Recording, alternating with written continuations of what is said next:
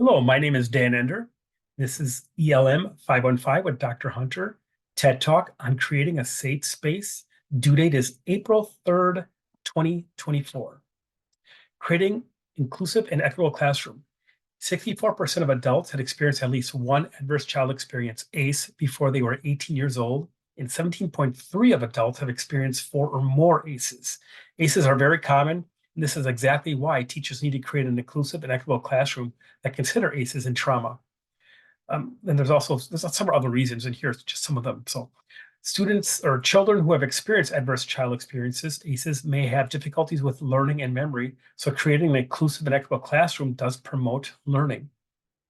Children with ACEs have difficulty regulating their emotions. Creating an inclusive and equitable classroom helps them learn to regulate their emotions in a safer and healthier manner. Children with ACEs have difficulty developing and maintaining friendships, so creating an inclusive and equitable classroom allows students to experience friendship and helps them develop their interpersonal skills. Student learning, motivation, and behaviors. Students' learning, motivation, and behaviors are influenced by the events and experiences that happen around them. Students can find experiences and events right in their school. Unfortunately, these experiences and events can be related to violence. Students can face school violence every day they go to school. This school violence can be physical violence, psychological violence, sexual violence, bullying, and cyberbullying. This constant exposure to school violence does negatively impact students. When the students experience violence constantly, they can adapt that into their behavior. They believe the only way they can be safe is to protect themselves through acts of violence. Exposure to violence in school impairs students' ability to concentrate and learn, leading to a decline in their motivation and attention span. Constant exposure to school violence can also damage their long-term health. This exposure can increase the risk of obesity, diabetes, cancer, heart disease, respiratory conditions. So students really are a product of their experiences and events around them. Creating a safe classroom. There are several ways in which teachers can make a positive impact on school violence. Firstly, it is important for them to communicate their stance on school violence. Teachers should acknowledge the issue of school violence and make it clear that both they and the school are firmly against it. Policies and consequences for violent behavior should be fair, firm, and consistently enforced, and should be communicated to students on a regular basis. Every student should be aware of what is expected of them and the consequences of engaging in violent behavior. Secondly, the school should provide resources and support for struggling students, including those who have participated in school violence. Ideally, the teacher would have noticed a struggling student and insisted before the student lashed out, but that doesn't always happen. So teachers need to keep helping students that do something wrong. So if the student does something wrong, they really need to keep helping them. So there's certain things a teacher can do. They can offer individual counseling.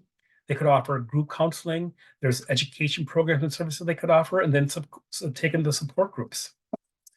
Thirdly, the school and teachers should utilize several safe forms of communication, such as emails, phone calls, face-to-face, text messaging, or school messaging systems. Safe communication is free from judgment and anonymous. So if a student wants to report violence, they can do that without judgment and anonymously. If they're seeking assistance, they can do that with free from judgment. If they need help, they don't have to feel embarrassed that they're being picked on or they're being bullied. They feel judgment-free, and they can reach out to communicate. And then if they see a potential violence or acts against someone, they can feel safe and free from judgment and anonymous to report that act of violence against their peers or their friends. Ways teachers can partner with families. To help reduce the harmful effects of trauma in schools, it is essential for teachers to work in partnerships with students' families. First, teachers should partner with parents by establishing a two-way communication channel. They can use different communication methods such as phone calls, emails, written notes, text, and messaging apps where available.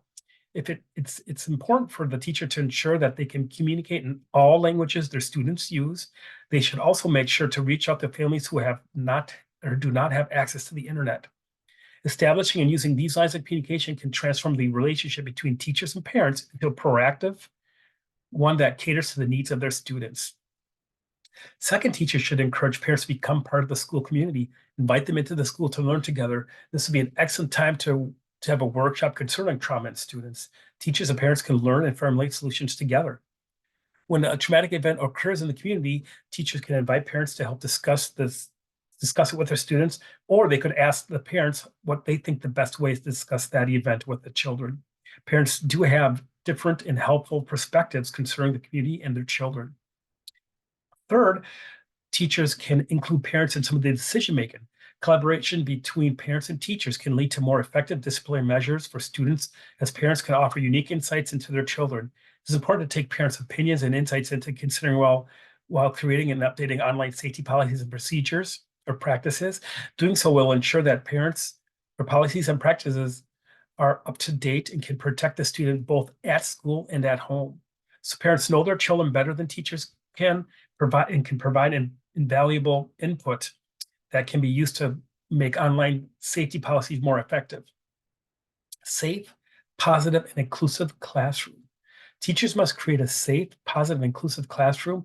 This environment benefits all students, but it especially benefits students who have suffered trauma. Creating a safe, positive, inclusive classroom truly is a win-win situation.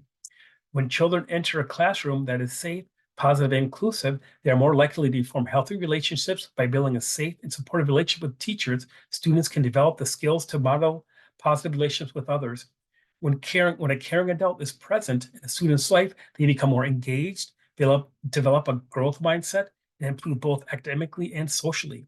Ultimately, a supportive, nurturing environment can significantly improve a child's overall well-being. Every student that enters a classroom needs to feel safe before they can learn. Creating a classroom that decreases or even eliminates potential trauma reminders will help students of trauma to stay out of their fight or flight response. To ensure a conducive learning environment for students who have experienced trauma, classrooms must be fair, consistent, and free of judgment, with high expectations set for all students. By establishing such an environment beforehand, parents and teachers can devote more time to making sure that the classroom is inclusive to these students. For instance, consequences for any student misbehaving should be equitable. For students who have experienced trauma, consequences will need to be well planned and carefully evaluated. Some students may need different consequences due to their unique experiences. If the punishment triggers a traumatic memory for a student, it may hinder their ability to learn or correct their behavior. Advocating for change. I'm going to discuss these stats again.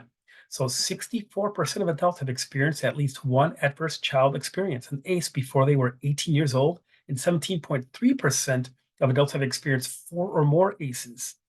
ACEs are very common, and this is why teachers need to create an inclusive and equitable classroom that consider ACEs and trauma.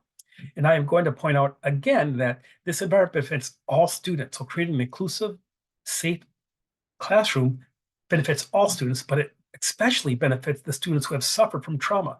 Creating a safe, positive, and inclusive classroom truly is a win-win situation.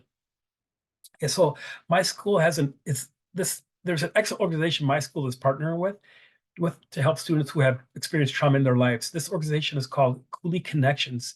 This organization focuses on fostering positive and safe relations between students and teachers. They have created a safe environment for each student and allowing them to work through their emotions. One strategy they have is called quick fixes. So this strategy is about acknowledging the fight or flight reaction before it gets to that stage. The students know they have a safe place, the teacher to guide them through their feelings. The teachers will discuss regularly that it is okay to be mad and have emotions. The student will need to work on the reaction to that emotion. If the quick fixes were not enough, the student do have another room they can go to where they will sit with a teacher and work through their emotions. The teachers aim for consistency by using the same language when communicating with students, creating a stable environment with expectations that are clear, with clear expectations. An example of this language is muck. So muck is something that can get in the way of regulating their emotions and learning.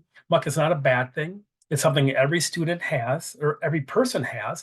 Muck can be that a student argue with a parent, or it can be there's a birthday party they're waiting for to go to on the weekend. The student knows that it's something that can interfere with their day, so they acknowledge it and work on not letting it control their emotions or learning. It's an excellent organization and program, and I would suggest asking your school if they are working with any organization to help with student trauma. There are some other resources that I would suggest looking at.